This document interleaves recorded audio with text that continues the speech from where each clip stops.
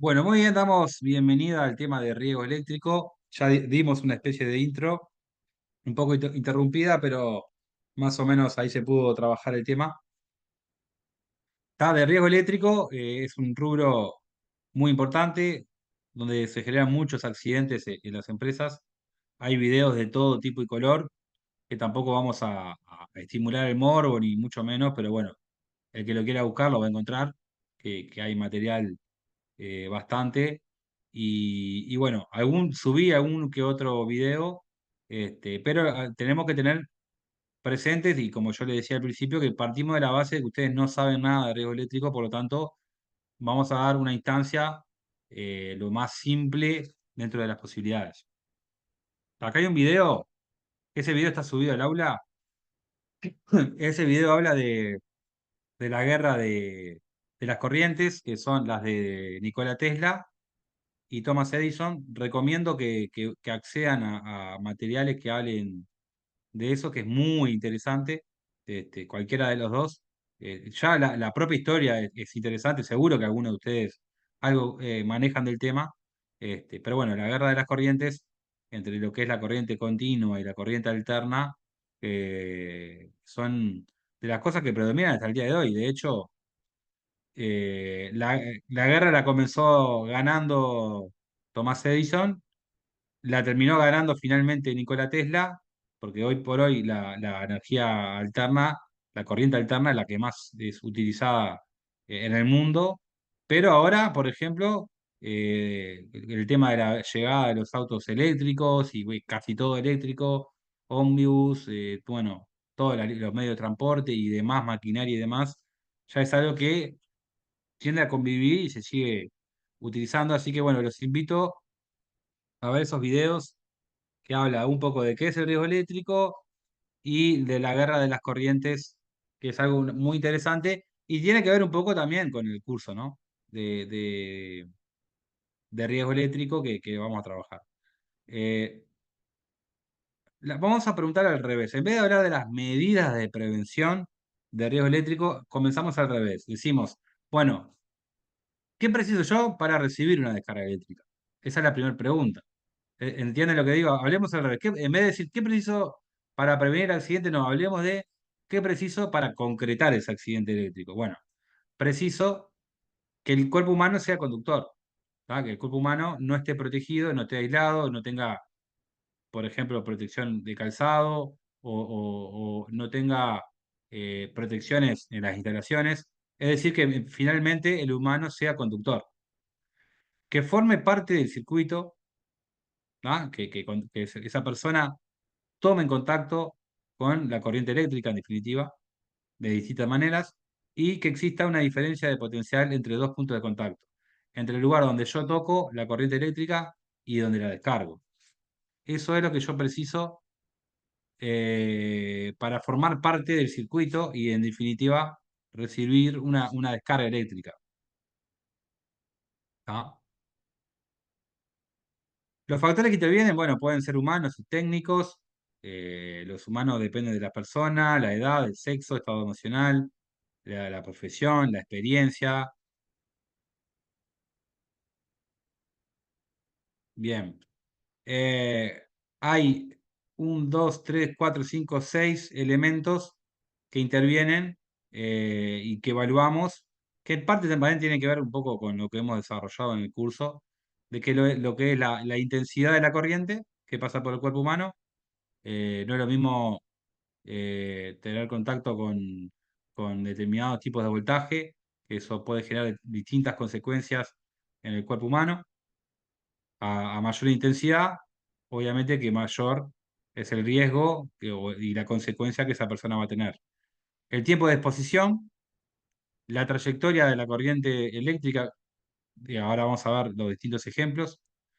La naturaleza de la corriente, como dijimos al principio, si es continua o alterna. La resistencia que tenemos nosotros ante la corriente eléctrica y la tensión aplicada. ¿Tá? Esos son los factores que intervienen. Recuerden que la intensidad, si volvemos un poquito al liceo o UTU o lo que hayan estudiado, se mide, se calcula en resistencia es igual a voltaje sobre intensidad, que es para calcular la intensidad de la corriente que pasaría por el cuerpo, que sería la famosa ley de Ohm, ¿no? Eh,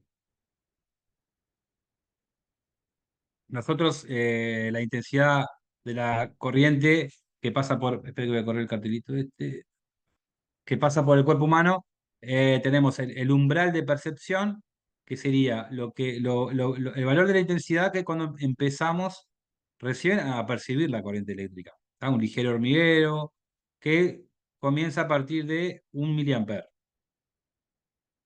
Después tenemos la intensidad de límite o desenganche, es decir, vieron que nosotros cuando decimos vulgarmente quedé pegado, en realidad lo técnicamente correcto sería el fenómeno de la tetanización.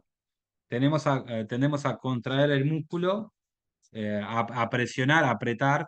Por eso cuando vemos imágenes horribles de gente que ha tenido descargas eléctricas, queda detenido y tiende, en vez de soltarse del elemento que genera el contacto, tiende a apretarlo. Entonces, la intensidad límite o de desenganche es la máxima intensidad de la corriente que la persona aún es capaz de soltar de un conductor.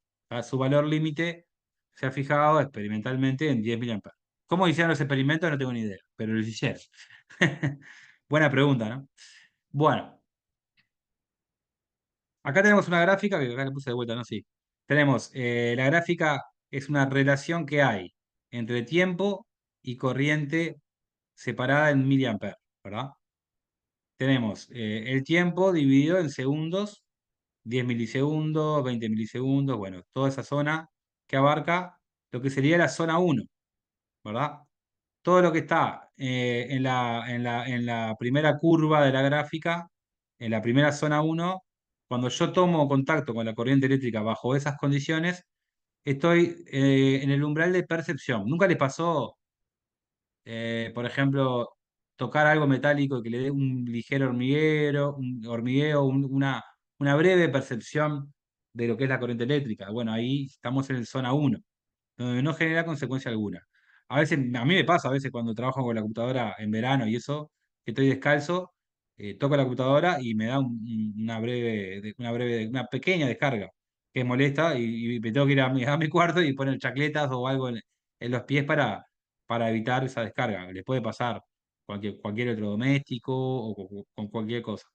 En la zona 2 tenemos el aumento de presión sanguínea, arritmia, eh, paro cardíaco reversible, ¿verdad?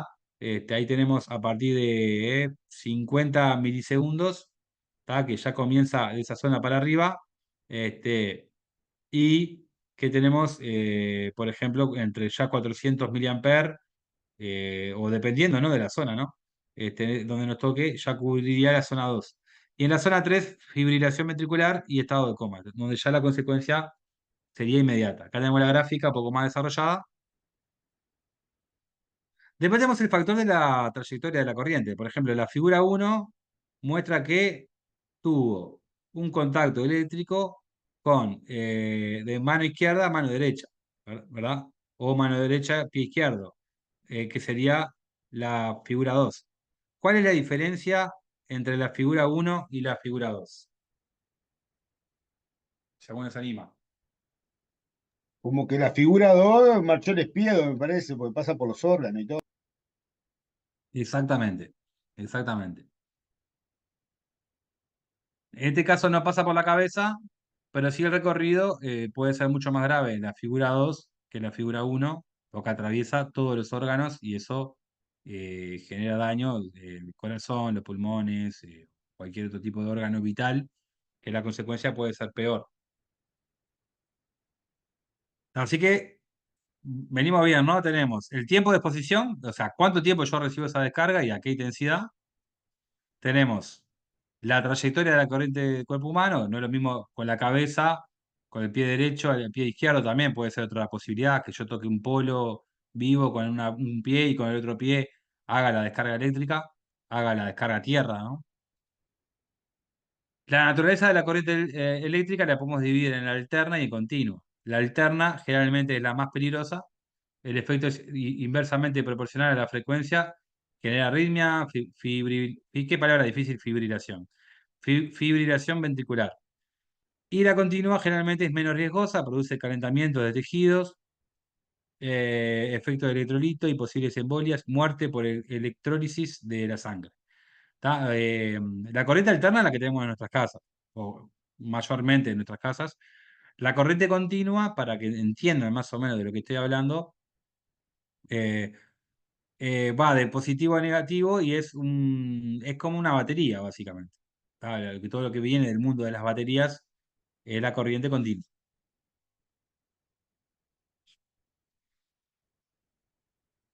En la parte de la resistencia del cuerpo humano se considera en cierto grado aleatoria, ya que te vienen diversos factores. Tenemos la atención aplicada, la edad, el sexo, aunque no lo crean, hay una diferencia entre el cuerpo humano femenino y masculino, hay una diferencia en cuanto a la resistencia.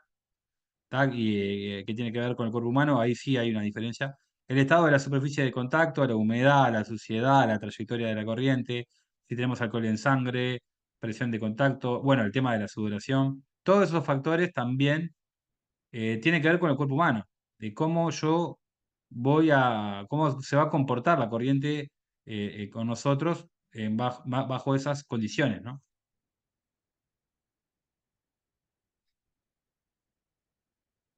Bien, ahí tenemos piel seca, piel húmeda, piel mojada, piel sumergida, distintas características de la resistencia del cuerpo humano, medida en ohmios. Por eso siempre hay que medir la puesta a tierra para que tenga una correcta descarga. Eso se mide con un megómetro que mide aislación y el telurímetro mide la resistencia. Todos esos factores son mantenimientos eléctricos que se deberían dar en una empresa donde haga un correcto mantenimiento de la energía eléctrica.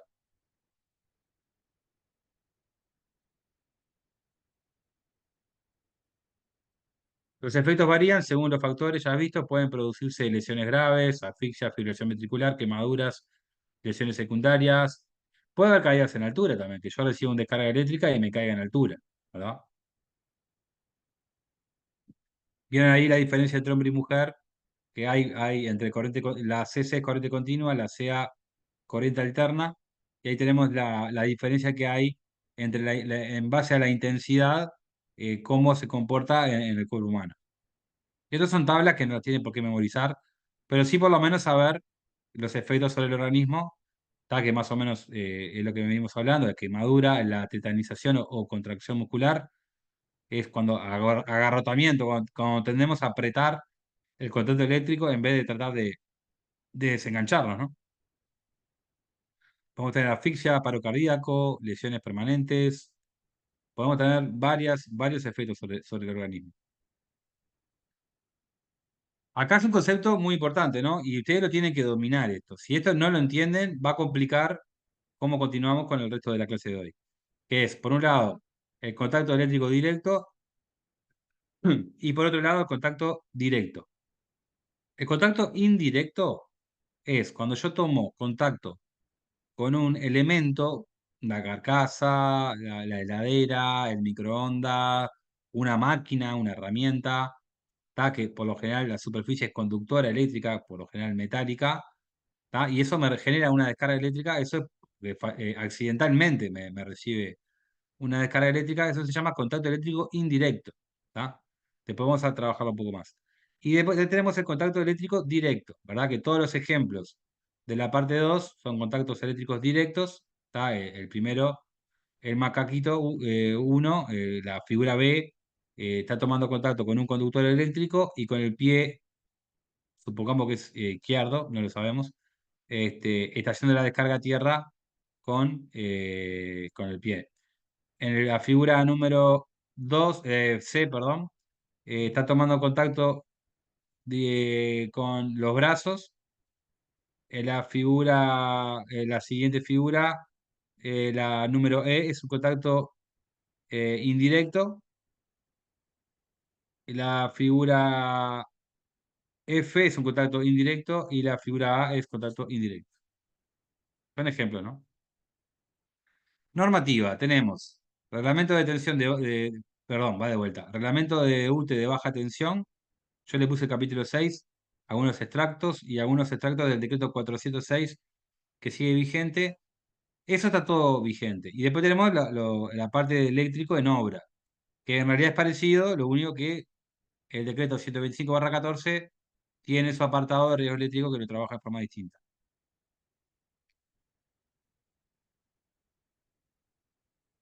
Entonces ahora vamos a hablar de cuáles son las medidas de protección ante contacto directo. Es una pregunta clásica que se hace en los orales, en los proyectos finales, que a veces no lo contestan y me quiere matar. Que un alumno no sepa contacto eléctrico directo e indirecto es una falla grave. Eso tienen que estudiarlo, sí o sí. Bueno, como primera medida, tenemos el alejamiento de las partes activas, es decir, los conductores eléctricos tienen que cumplir reglamentariamente con distancias de seguridad. Entonces, tenemos que estar lejos de la zona alcanzable. ¿Qué se entiende por zona alcanzable? Bueno, 1 metro de profundidad, ¿ah? O 2,5 metros de altura. ¿Ah? Esas son zonas alcanzables y estamos hablando siempre de eh, el reglamento de baja tensión. Esto que también perdón, 2,5 metros, dije mal. 2,5 metros de altura, 1 metro de profundidad. Esto que quede claro, porque si yo estoy en una subestación, esta distancia de seguridad no me sirve. Acá tenemos una tabla de valores donde habla la norma NS1D, que es una norma interna de UTE, y tenemos la para distribución y la norma POTRA para transmisión. Surgen también a una tabla de valores de kilovoltios por metros, ¿tá? Que es una tabla de valores que lo tiene que tener presente y es importante, por ejemplo, para el tema de grúas. Ha existido accidentes graves, por ejemplo, hace unos 4 o 5 años. Yo recuerdo que falleció un operario cuando fue a colocar un cartel en una ruta. Una escalera coliza, el tipo se subió a la escalera a instalar un cartel y recibió una descarga eléctrica. Solamente por arco eléctrico nosotros podemos sufrir una descarga y eso lo tienen que tener muy presente en ese tipo de... Estamos hablando de una empresa de publicidad, o sea, no estamos hablando de una empresa que instala, ni no tiene nada que ver con riesgo eléctrico. Sin embargo, ese trabajador recibió una descarga y falleció. Podemos puede pasar también en un rubro, yo que sé, un andamio, por ejemplo, que se acerque a una línea eléctrica y no nos damos cuenta, en una fachada de una casa, este, que accidentalmente me acerco y hago arco eléctrico. Eso también lo tiene que tener presente. Otra medida, interposición de obstáculos. ¿Tá? ¿Para qué creen ustedes? ¿Qué es lo que está haciendo ese operario en esa imagen? ¿Qué es lo que creen ustedes?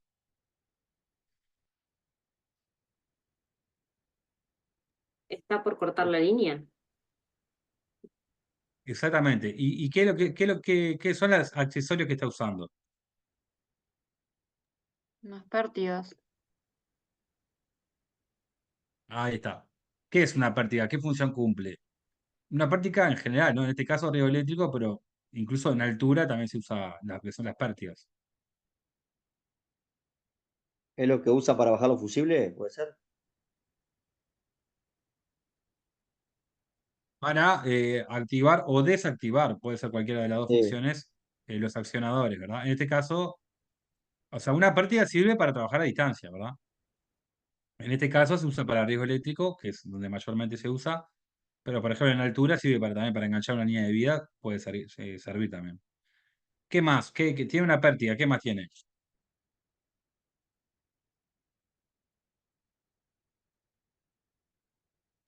La banqueta. Nada más tiene. Está sobre un banquito o algo. ¿Por qué? ¿Por qué usa un banco? ¿Porque no llega? No, para Como No, aislante. no hace contacto con la Aislante. tierra. Exactamente. El banco no es porque no llega, como algunos dicen a veces. El banco es justamente para aislar y que el operario no haga descarga a tierra. Entonces, ese banco tiene que cumplir determinados requisitos. No uso el banquito de casa, uso un banco certificado. ¿Tá? ¿Qué más tiene? Guantes. Guantes, ¿Cómo se llaman los guantes?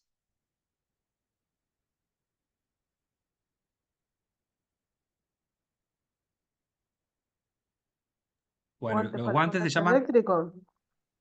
sí, pero se llaman guantes dieléctricos. Todos los EPP, ¿tá? Que tiene un símbolo, que ahora después se lo muestro, se llama protección dieléctrica. ¿Tá? Es un triangulito adentro de otro triangulito, perdón, un triangulito arriba de otro triangulito. Ese es el símbolo internacional. Se utiliza guantes dieléctricos, ¿tá? Y también guantes de protección mecánica. Se utilizan los dos tipos de guantes. ¿Tá? ¿Y por qué tiene un casco?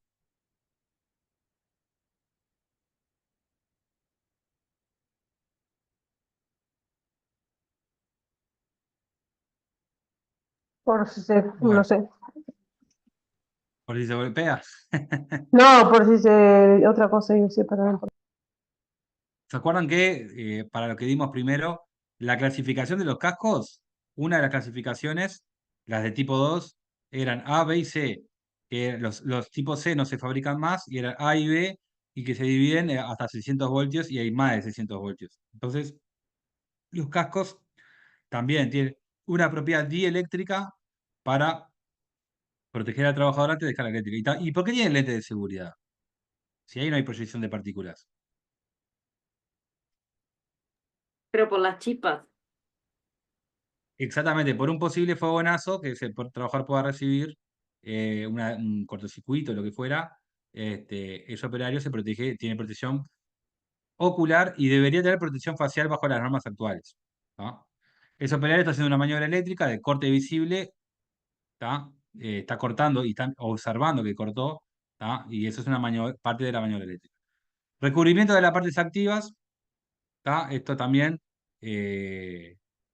Las pinturas no sirven para proteger, para aislar un conductor eléctrico, salvo la aprobación de un organismo. Las aislaciones, los bajo goma y demás, tiene que ser capaz de limitar la corriente a un valor no superior a 1 miliamper. También eso es parte de una de las normas. Bueno, ante contacto eléctrico indirecto, acá tenemos algunos ejemplos de contacto eléctrico indirecto y algunos son directos. Por ejemplo, el E y el F son indirectos. Está tocando un artefacto que le hizo una descarga eléctrica. Los contactos indirectos se clasifican en. ¿Cuál estamos? Bueno, la idea era terminar en 9 minutos. Vamos a ver. No va a dar, pero vamos a ver. Contacto directo, indirecto tenemos clase A y clase B. Los clase A interactúan en la fuente de riesgo eléctrico, evitando el contacto, y los clase B actúan como protecciones en caso de falla, reduciendo las consecuencias. Los clase A tenemos separar los circuitos, emplear bajas tensiones, separación entre las partes activas y las masas. ¿Qué es una masa?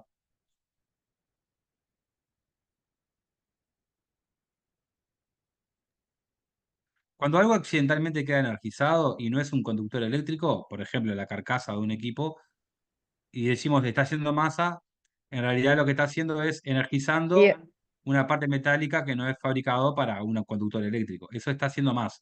Entonces tenemos que separar, por ejemplo, los pelitos de un cable, si toca la carcasa, ahí no hay una separación activa.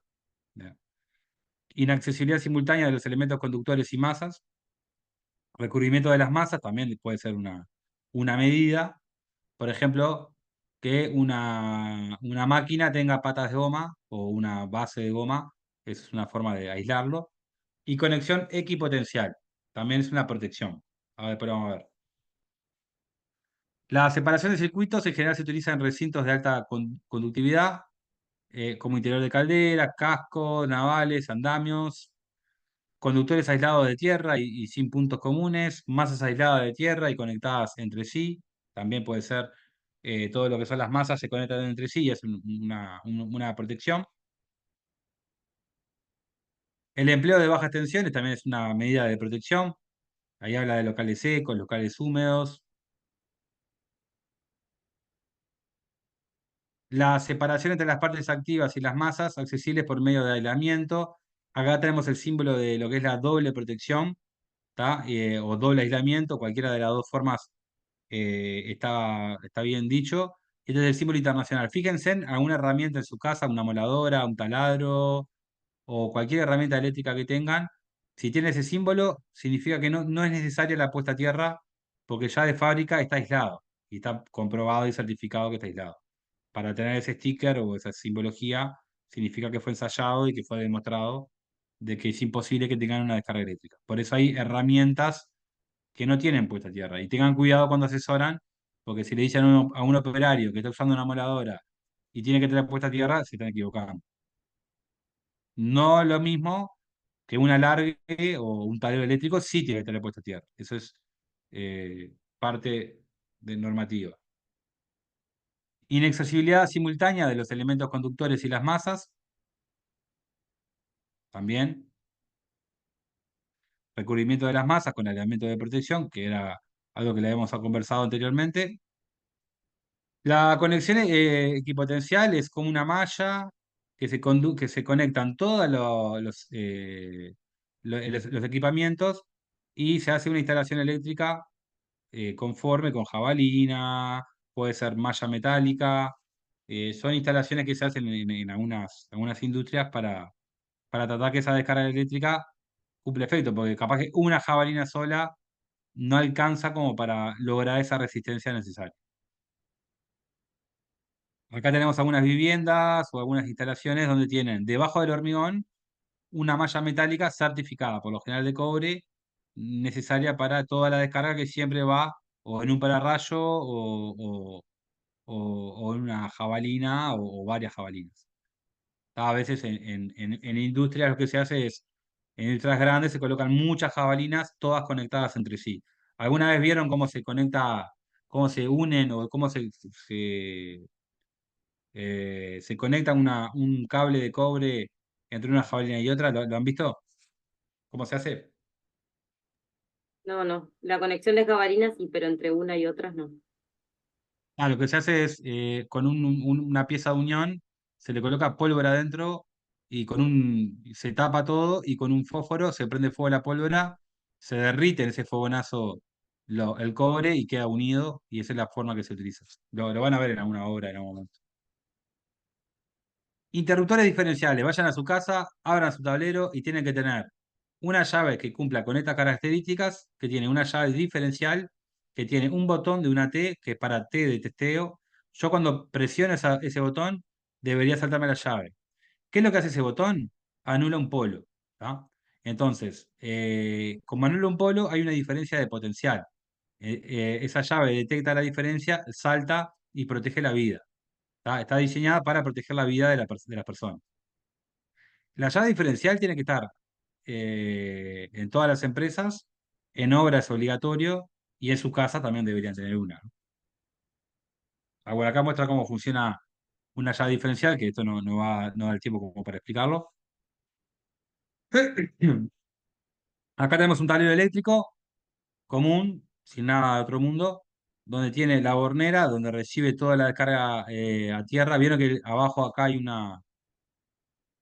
un cable de aterramiento, también que esto es necesario para que si accidentalmente se energiza el tablero, lo descarga acá y acá se conecta a otro cable que no se ve, que descarga en la jabalina. Y todas las puestas a tierra se conducen en una barra recolectora y tenemos todas las llaves, todos los componentes eléctricos, ¿tá? Que se conectan entre sí y tienen su correspondiente llave diferencial. Todo esto es un gabinete y esto le falta lo que sería el frente muerto, que es una tapa que se coloca acá adentro, donde ustedes no pueden tener contacto eléctrico directo con todo el cableado, ¿verdad? ¿Cómo venimos hasta ahora? ¿Venimos bien?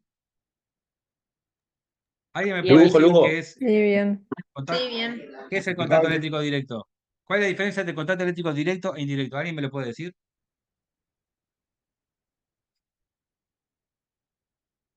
El contacto directo básicamente es cuando tenés un contacto directamente con la línea y en contacto directo es cuando tenés un contacto con una máquina que está energizada por esa línea.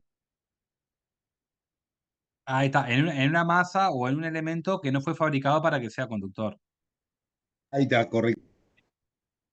Un contacto directo, para hablarlo en criollo y que se entienda, es cuando toco un cable pelado. Cuando toco un cable pelado y me da corriente, ahí te estoy tomando contacto directo con las instalaciones.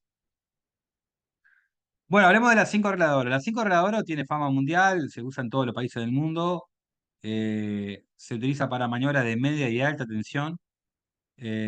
y ustedes las tienen que aprender todas de memoria. Las tienen que repetir. ¿Tá? Tenemos abrir, bloquear, verificar, aterrar y delimitar. ¿Tá? Son las 5 reglas de oro que ahora vamos a explicar cada una de ellas. Acá tenemos un videito que explica las 5 reglas de oro. Eso está subido en el aula, en el PowerPoint del aula. Así que ahí lo pueden ver con más atención. Tenemos el decreto 406/88 que habla de las 5 reglas de oro. Acá tenemos las definiciones de cada una de ellas. Pero vamos a la demás diapositiva porque las explica un poco mejor. Acá tenemos un extracto de la norma NS1D de UTE. ¿Cuándo se utiliza la norma perdón, va de nuevo, NS1D de UTE? Cuando yo trabajo con media y alta tensión. Esto es obligatorio. Lo tengo que conocer. Y de hecho, para que sepan, que un dato no menor, la norma NS1D dice, ¿quiénes son los que pueden capacitar bajo esta norma de UTE? Son los ingenieros eléctricos y los técnicos prevencionistas. O sea que, y ese curso debe durar 8 horas, eso es lo que dice la normativa. Por lo tanto, ustedes cuando sean técnicos, ingenieros o tecnólogos prevencionistas, pueden, con su título, capacitar a una empresa bajo la norma NS1D. La tiene que hacer, bueno, imprimírsela, leérsela, dominarla, la norma, para que la puedan implementar. ¿Tá? Son 5 reglas de oro, pero cuando yo cumplo con las tres primeras, con las 3 primeras reglas de oro, tenemos lo que se llama el proceso de consignación. ¿Tá? El proceso consta de 3 etapas: preparación, ejecución y finalización. ¿Tá? Y tenemos 2 roles importantes. Para consignar, tenemos que primero separar el circuito, lo que se llama el corte visible. Hablando en criollo, bajar la llave. ¿Tá? Es más o menos lo que está haciendo este muchacho en este momento, que está siempre, por ejemplo, este operario, antes de hacer esta maniobra, en realidad ya hubo un corte. UTE ya le cortó el suministro.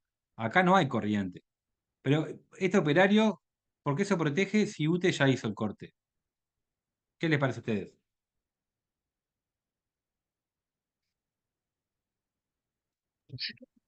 ¿Alguna carga, alguna fuga o algo que haya quedado?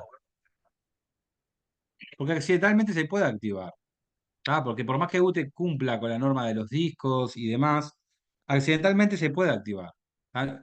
Entonces, se parte de la base que por más que este operario ya sabe que en UTE se hizo el corte, siempre se parte de la base de que acá hay tensión. ¿Tá? Nunca es la primera premisa de riesgo eléctrico que tenemos que tener presente. ¿Tá? En su casa, por ejemplo, cuando ustedes bajan una llave, de la llave para abajo no hay tensión. Si la llave funciona correctamente, no hay tensión.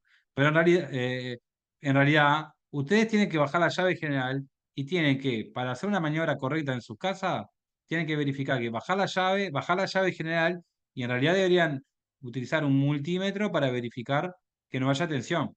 Eso sería la maniobra correcta y completa. Eso lo tienen que implementar en sus trabajos, ¿no? ¿Se entendió un poco? Partimos de la base de que siempre hay tensión. Por eso al operario hay que protegerlo todo con todos los equipos de protección personal correspondientes. Después hablamos de efectuar el enclavamiento o bloqueo, si es posible, de los aparatos de corte y señalizar con un disco de no dar tensión. Lo del disco es obligatorio para UTE, en las maniobras de media y alta tensión. Entonces, ¿qué es enclavar o bloquear? Significa que yo bajo la llave, en sus casas no lo van a poder implementar esta etapa. ¿Por qué? Porque las llaves térmicas y diferenciales no tienen un diseño de fábrica para que yo le pueda poner un candado. Pero puede pasar de que yo bajo una llave y que, no sé, mi hijo, mi señora, mi marido, accidentalmente suba la llave porque no sabe que yo estoy trabajando en el fondo de mi casa y tácate, recibo una descarga eléctrica. Entonces, yo debo ir al tablero principal, bajar la llave correspondiente o las llaves correspondientes y colocar un candado. Si no puedo, cierro la tapa, coloco un candado y un cartelito que diga no subir la llave. ¿Con eso alcanza? ¿Con bajar la llave y bloquear alcanza? No, profe. No, hay que verificarla que no exista más tensión. Ahí está, con un instrumento de medición, que no sea la vieja y querida lamparita con dos cables, usemos algo más sofisticado, como puede ser un multímetro, algo que sale muy barato en cualquier ferretería o casa de electricidad. Verifico que no haga tensión. ¿Qué es lo que tengo que hacer? Primero mido con el instrumento en un lugar que sí haya tensión. Mido para verificar que el instrumento funcione correctamente, ¿verdad? Después de eso sí, que haga el corte visible y el enclavamiento bloqueo, ahí mido con el instrumento para ver que no haya tensión. Eso es parte de la norma. ¿Tá? Abrir cortocircuito significa separar. Por eso hablamos de abrir. Cuando yo corto. Ah, Blanca, perdón, que recién veo que tienes la mano levantada. Sí, profe, le quería comentar que me voy a tener que retirar, pero después miro la grabación. Bueno, muy bien, que te vaya bien. Buen fin de semana. Gracias, igualmente. Chau, chau. Hasta luego. Chao, chao. Ese operario abrió el circuito con una pértiga, pudo maniobrar y separar, abrir los seccionadores, ¿no? Entonces, en este caso, tenemos un ejemplo de estas rayas que ven acá, imaginen que son tendidos eléctricos. Pueden ser aéreos o pueden ser subterráneos, depende de cada lugar. ¿Tá? Acá tenemos, imagínense que hubo un temporal enorme y usted tuvo que ir a reparar. Entonces tenemos zona de trabajo 1, ZT1 es zona de trabajo 1, zona de trabajo 2, zona de trabajo N, porque pueden ser varias. Entonces, si yo voy a trabajar en toda esta zona, yo tengo que cortar acá y tengo que cortar acá. Por eso con UTE tengo que coordinar la maniobra. ¿Por qué? Porque yo puedo accidentalmente energizar de acá y energizo toda esta zona. O puedo, se ve el cursor, ¿no? Sí, Sí, sí, sí. se ve. Ahí va, entonces puedo energizar de acá viene otra subestación, acá viene otra subestación, acá viene otra. Yo tengo que cortar acá porque accidentalmente puedo alimentar de acá y tengo que cortar de acá porque accidentalmente puede venir desde acá. Entonces, toda esta zona es denominada zona de trabajos, es la zona entre donde yo abrí un seccionador y abrí el otro. ¿No?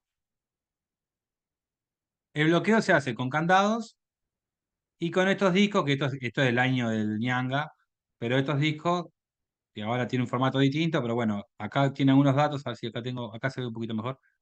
Acá, bueno, en la instalación, la celda, el destinatario, la fecha, la hora, quién es el jefe de maniobras, ¿tá? El responsable de toda la maniobra, ¿tá? Y su cédula y su firma.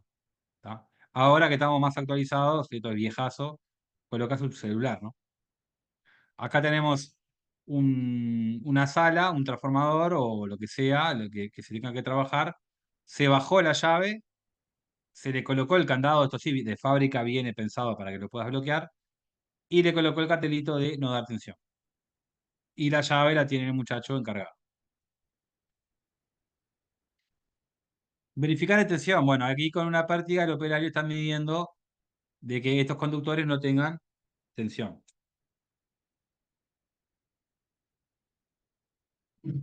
Bien.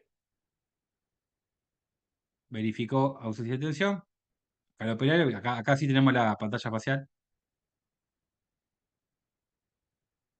Bien, y acá, aplicando las tres primeras reglas de oro, se le llama zona consignada. Entonces tenemos la zona de trabajo, que fue el ejemplo es igual al de hoy. Implementé abrí los seccionadores, los bloqueé con un candado, verifiqué ausencia de tensión, ahí tengo la zona de trabajo pronta. ¿Tá? O sea, es decir, tengo la zona de trabajo consignada, la tengo abierta, la tengo bloqueada y la tengo verificada. Ya tengo la zona consignada donde el jefe de maniobra ya puede empezar a operar. ¿Tá? ¿Qué es lo que tiene que hacer el jefe de maniobras? Tiene que encargarse de hacer el aterramiento, primero aterro, es decir, este palito negro que ven acá es la jabalina, ¿verdad? Esa jabalina se clava en la tierra nomás y se señaliza también. Se le coloca el conductor Y ahí sí puedo, con herramientas a distancia, primero conecto con un conector, después pongo el otro, después pongo el otro. Y acá hago el cortocircuito. ¿Tá? Hago el cortocircuito y lo conecto a la jabalina. Entonces, acá tengo el mismo ejemplo, en una celda de una subestación, conecto los tres conductores y ya las celdas ya tienen prefabricadas, digamos, un conector. Entonces yo ya fácilmente, acá no tengo que entrar jabalina porque ya tengo acá, ya está pensado para que yo lo conecte de esta manera. Entonces, el ejemplo que les di hoy acá, y lo trasladamos acá. Tenemos posible llegada de tensión, posible llegada de tensión, es decir, que tiene que haber un corte visible, enclavamiento de bloqueo, señalización, verificar ausencia de tensión de este lado y acá lo mismo. Y ahí en la zona de trabajo yo tengo que poner el cortocircuito de los tres conductores y enterrar la jabalina, en orden al revés, lo dije al revés. Primero la jabalina, el conductor, señalizo con cinta de par y demás, con varillas que la clavo en la tierra, y coloco acá, veo que tenemos trabajo en altura, contacto eléctrico directo, golpes, etcétera, etcétera. Y acá lo mismo, ¿no? Y acá tenemos la zona de trabajo pronta para trabajar. ¿Se entendió? La cuarta regla de oro. Sí, re claro. Sí, Quedó claro que la cuarta regla de oro en mi casa no la puedo aplicar, es imposible, no lo puedo implementar en mi casa, porque es una medida exagerada y que no es necesario. Con baja tensión, yo ya, atiendo el corte visible y el bloqueo, yo ya puedo trabajar y verificar ausencia de tensión. Acá lo mismo. Vieron acá, hizo el cortocircuito, puesta a tierra, cortocircuito, puesta a tierra, y acá tengo la zona de trabajo asegurada. Y la última regla de oro es la señalización. Esta es la parte más sencilla, con conos, con cadenas, con cinta de pare. Donde está la maniobra se tiene que señalizar. ¿Tá? Y con eso cumplimos con las 5 reglas de oro. Así que abro el capítulo de dudas y consultas que ustedes quieran realizar. Este, Perdón que, bueno, fui medio rápido. Yo sé que estamos todos cansados y es un horario medio complicado, pero la idea es que ustedes se queden con la enseñanza de lo que son las 5 reglas de oro, cómo son las maniobras, que no tengo muchas fotos en este momento, pero si algún día le toca trabajar en una actividad de este tipo, estas son las maniobras eléctricas correctas que se deben realizar. Así que lean la norma NS1D, es larga, pero también tiene la letra muy grande, así que se lee bastante bien. Y le va a quedar el contacto. Yo por suerte he tenido la oportunidad de capacitar, no todos los colegas se animan a darlo, pero anímense. Capaz que la primera vez le cuesta un poco, pero después en las segundas instancias lo pueden ver. ¿Alguna duda? ¿Consulta? No, leer un poco más y bueno, después van a surgir las dudas. No, Pablo, por ¿Nadie? ahora ninguno. Bueno. Muy claro, yo estuve repasando un poco y está bastante interesante, la verdad. Y bueno, la verdad que el teórico eléctrico sí es muy interesante. Tienen que tener alguna noción básica de lo que es la corriente, cómo se comporta. Eh, Hay accidentes graves de contacto eléctrico. Hace unos años me acuerdo que falleció también un operario, estaba de chancleta, ¿no? En una obra, al prender una hormigonera. Imagínense fallecer por prender una hormigonera. O sea, algo increíble, pero bueno, le pasó. Este, una Sí, herramienta, una máquina que está en contacto permanente con la humedad y demás, y bueno, lamentablemente pasó eso. yo Este, tengo una eh, anécdota que pasó también hace muchos años. En realidad pasaron varias veces. Con respecto a los camiones que transporta madera, muchas veces usaban lingas en vez de fajas, ¿no? Y ah, a la mirá. hora de salir de algún monte, la zona se ubicaban abajo de alguna línea de alta tensión y al Ujú. tirar la linga se ve que hacía un arco y me acuerdo de compañeros conocidos ¿no? Reventar neumático a la hora de hacer el arco Ah, y lastimarse con guante, porque se utilizar linga, utilizaban guante y en el guante todo quemado, el dedo gordo quemado, ¿no? Se ve por dónde pasó. No se lamentaron ningún tipo de muerte, pero sí lesiones graves. es que muchos accidentes eléctricos se dan en empresas que no se dedican a eso, justamente por desconocimiento. Un concepto que no les dije.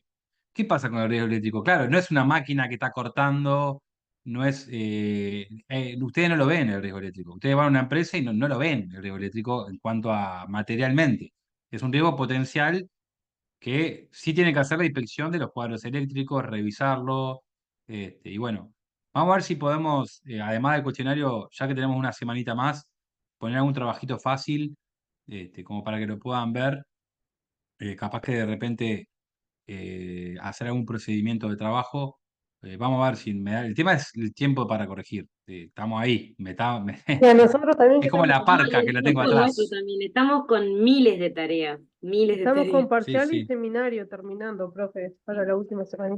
sí, sí. No, pero algún trabajito corto o si no un foro, capaz que puede ser una posibilidad. Para dar un. La verdad, mi objetivo es. Voy a dejar de grabar, así que damos cierre al video grabado para que no quede esto. Vamos a poner la pausa. ¿Dónde era? Siempre me cuesta encontrarlo acá. Detener grabación. Bueno, gracias. Hasta luego.